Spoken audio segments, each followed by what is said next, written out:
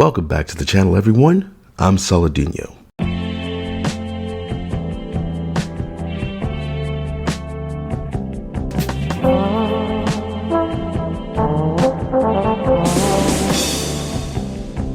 So this Pokemon clip that did the rounds recently reminded me of something. Hey, do you have time to talk? I'm ready to finally tell you why I've been struggling so much with deadlines. And I said, oh, great. Hopefully this is something that we can fix. Tell me why he proceeds to tell me that the reason why he would sometimes turn around videos a week or two late is because he couldn't stop touching himself. I was trying to pick which word to use. To me, his, in a way, employer of many, many months. When I tell you I've never halted a conversation so fast, because I'm like, you are the person that I send hours of footage to. I don't want to know what you're... It reminded me of Gamergirl. Do y'all remember Gamergirl? Peggy 18.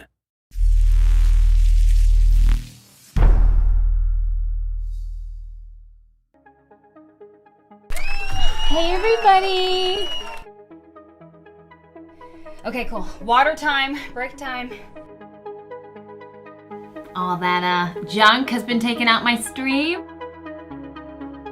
Oh, come on. No. Moderator, what do I do?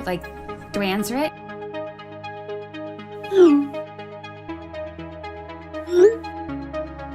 We should go for a drink after. Yeah, maybe. Yeah? I know, what do you guys think? You got that, guys? No. No. Abby, you're streaming again? What's it to you?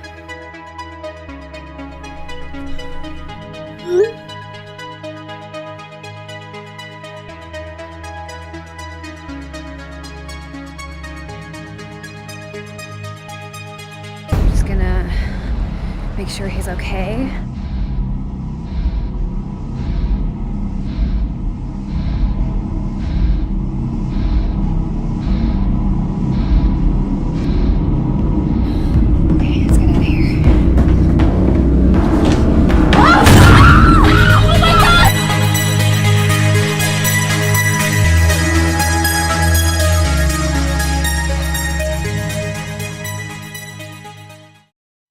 Much like Prospero at the end of The Tempest, when he says he's going to retire to Milan, where every third thought will be of his grave. Every third thought of mine is of Gamergirl. And it's not even that I thought Gamergirl was going to be a great game. It's just that only in video games, a hobby for men, could a story about a woman being stalked by a mysterious killer be cancelled, outright pulled by its creator. Not because it's so bad that, like Zaslav did with Batgirl, it got pulled because releasing it would hurt the company's reputation, but because a bunch of low IQ sociopaths from Tumblr, who emigrated to Twitter because Tumblr banned prawn, got offended at a game about an e-girl in peril.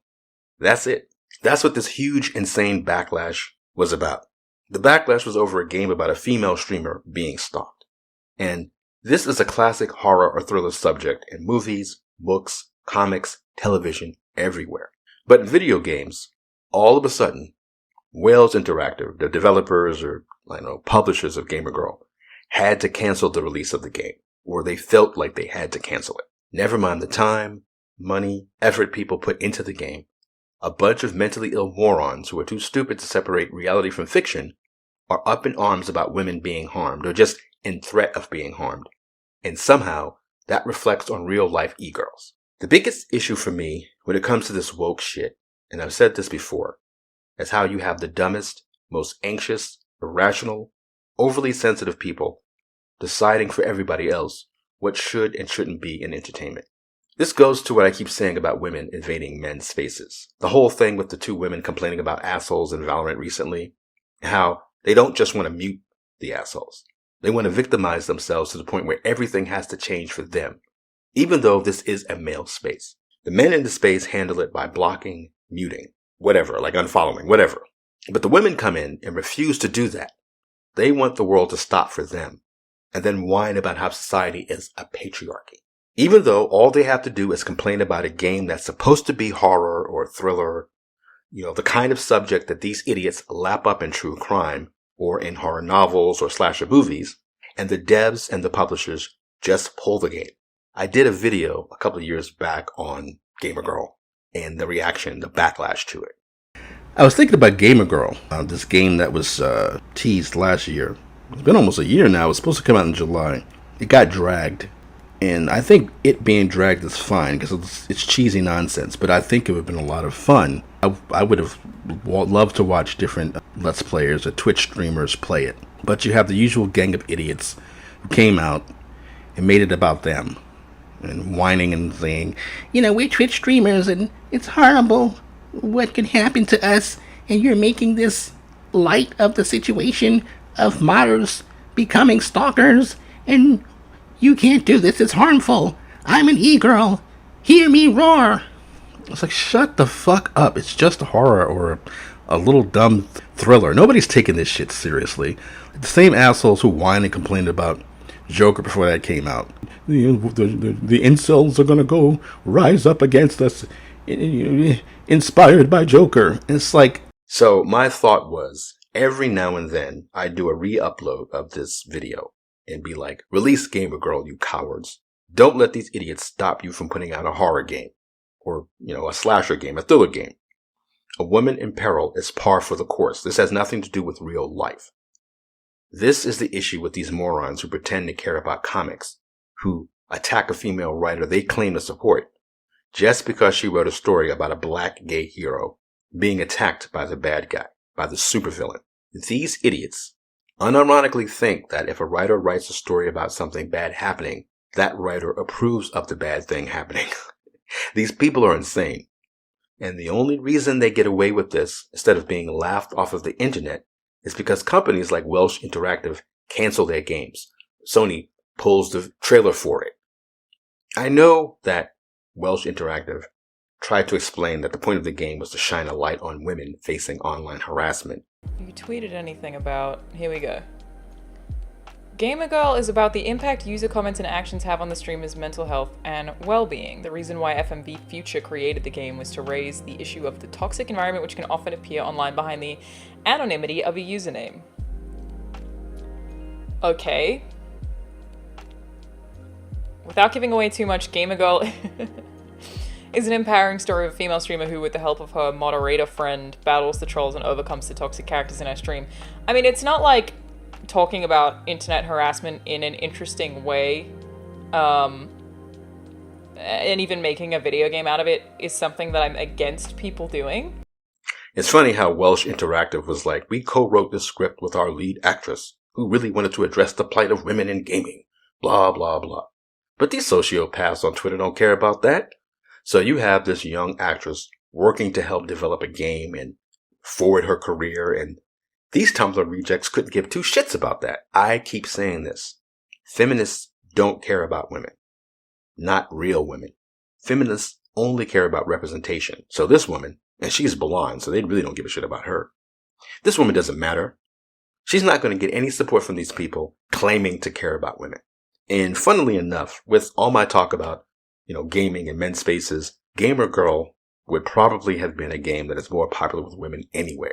There probably would have been a lot of guys who would have been like, I don't want to play a game about this ethos. I don't know. It's just this idea that since I'm talking about how gaming is a predominantly male space, and here you have this game about this female streamer, but the thing is, even if men didn't want to play it, they wouldn't be demanding it be canceled and not released altogether. And I do think, even though it's about a woman, the backlash to it really does have its roots in issues with men. Alana Pierce herself said in her own video that she didn't have a problem with a game about an e-girl being stalked or whatever, but that she hated the idea that you play as a mod. Is an empowering story of a female streamer who, with the help of her moderator friend, battles the trolls and overcomes the toxic characters in her stream. I mean, it's not like talking about internet harassment in an interesting way, and and even making a video game out of it is something that I'm against people doing. It is very specifically the having it be like someone behind a keyboard who's like saving this girl and spying on her life that I find to be really fucked up. What the hell is she talking about? You're not playing a mod who's spying on the streamer. You're the streamer's friend. It's insane to me how she took her own negative image of mods, you know, the stereotypical image of like some neckbeard weirdo, and she projected it onto the game itself. And she's made all these assumptions about the story that actually isn't even in the trailer. So you can assume that, yes, you're going to be helping the streamer, but it doesn't mean you're going to out and out save her, especially with all the damsel in distress bullshit that's been out there for years. I mean, it's possible that the moderator doesn't even have a set gender. It could be a choice that the player gets to make, but it doesn't matter. Even if it's a man, and even if you do save the girl all by yourself, so what? Trailer misses the mark by a light year if it's meant to advertise a game to raise awareness. Yeah, it definitely doesn't seem to do that. That's what I feel like. It feels like you're fetishizing and being in control of a female streamer. 100%. Yeah, and the particular choice of outfits and the bad boyfriend is like so much like, oh, you could be the guy to save her. Oh, which is just fucking weird. This goes back to what I mean about women in male spaces. Well, these type of women anyway. They're literally making shit up based on a 2-minute trailer that doesn't show you controlling this woman in any way. She asks questions, so you know, you get these multiple choice type questions. It's a choose your own adventure type story. So you're asked to make choices for the character, to advance the story, to advance the game. That's it. This is a video game. Since they've created this type of FMB game where you're the mod watching the streamer, you're trying to help the streamer out, get her career going, get her streamer on or whatever. This is their way of giving you the illusion of choice. Making it about a mod is a lot like making it about a wheelchair-bound photographer who can't help Grace Kelly when the shit goes down. Oh, Lisa! Please.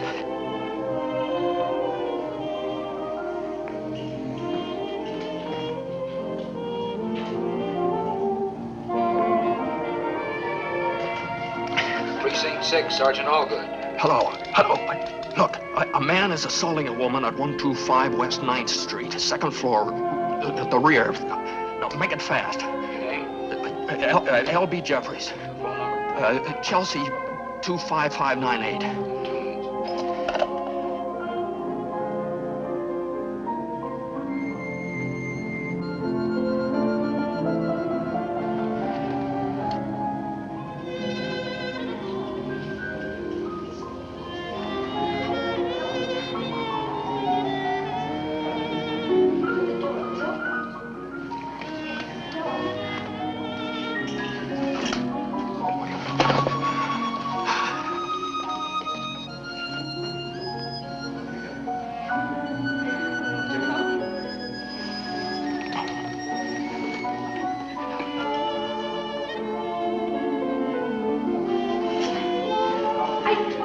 Oh, no.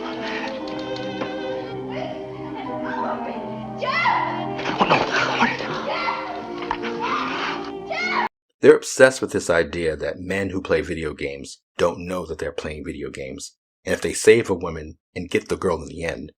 Sorry, love. Gotta save the world. If you save the world, we can do it in the asshole. I'll be right back. So to speak, but they really hate the idea of giving men anything, even a win in a game, because they somehow think men will beat a game and then go out in the world in real life and expect a woman to give them sex for it or something. Eyeballed it. Nailed it. Nailed it. Show banner? Okay.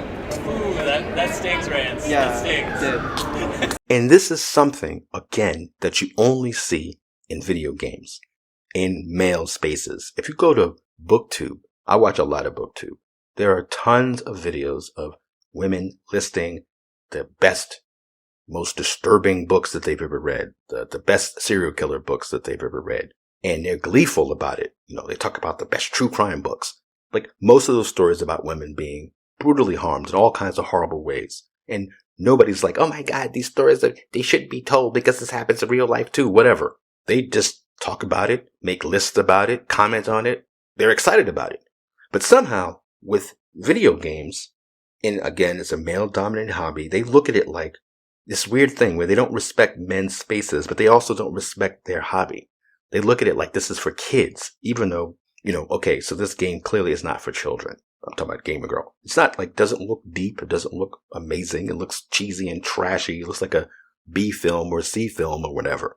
But they literally look at it like no respect for men, and they think the worst of men. They think that a man playing that game is going to want to copy harming a woman or threatening a woman or stalking a woman in real life. And they don't even have enough thought for men to think that, well, if a guy is playing this game and the game is about a mod saving a woman and helping a woman, they don't think the man's going to go out into the world to do that, to want to help women and protect them and save them, right? Even if they did think that's what happened, they would think that's bad. The idea that men would want to help and rescue women. They tie it all to this weirdness about you're going to want some kind of reward for it. I guess because a lot of them are selfish. So there's a lot of projection going on with the type of women who get into these hobbies because they're popular, not because they actually care about it. Because again, if you go look at BookTube, this subject matter is par for the course for horror, thrillers, serial killer stories, real life true crime stories. And nobody's losing their mind about it there. But in video games, they are. And it's ridiculous and it's silly. And because the reason why I talk so much about this or think so much about this gamer girl thing, because it's not a big deal. It's just something that should have come out. People make fun of it. People have fun with it maybe for a week or two and then forget all about it. But no, to this day, like they said they did, Fulch Interactive said that them or the developer of the game spent 4 years working on that game. They just pulled it. They didn't release it. 4 years of work down the drain because bunch of morons. And I hate this term, media illiteracy, but bunch of people who don't read, who don't care about this hobby, get to decide, well, if I complain about it because I'm offended for whatever reason, I can get it. Not just I don't want it. I'm going to criticize it and go on about my business. No, I'm going to keep attacking the developer and the publisher until they get this thing pulled. Now, at this point, it's 2024. Release the goddamn game. All you have to do is look at Hogwarts Legacy, especially now with this anti-woke stuff. And you see how the anti-woke has gotten to the point now where you have people who used to be anti-woke now fighting anti-woke. We're definitely winning when it comes to how strong the message, the anti-message is. So if I was Welsh Interactive, I would be like, okay, look, it's 2024. It's been, 2-3 years since this trailer came out. People want to clown it, fine. But we made this game. We put in the work. Let's go ahead and just put it out. People want to complain, fine. We'll probably get more publicity for it anyway. Look at what happened with Hogwarts Legacy. But whatever, I don't know. It's just something that I think is funny listening to Pokimane talk about her weirdo moderator story, which may or may not be true. I don't know. It sounds like something that could be true. But I just feel like there's this weird thing that women who come into men's spaces use the space to get something out of it for themselves, then personalize everything to the point where you're not allowed to just tell a cool, fun story or a trashy, silly story without them acting like they're the victims. And I really think a lot of people would have had a lot of fun watching this fucking game. Watching Let's Players and Twitch streamers. They probably had fun playing it at home, at parties and whatnot. No, but this is my boy here. Again, you're streaming. I can't understand this. You're obsessed with this. You know how dangerous it is out in today's society? I saw on Twitter that all kinds of mods and moderators do horrible things to young ladies like yourself. I don't want to be there when it happens, man. No.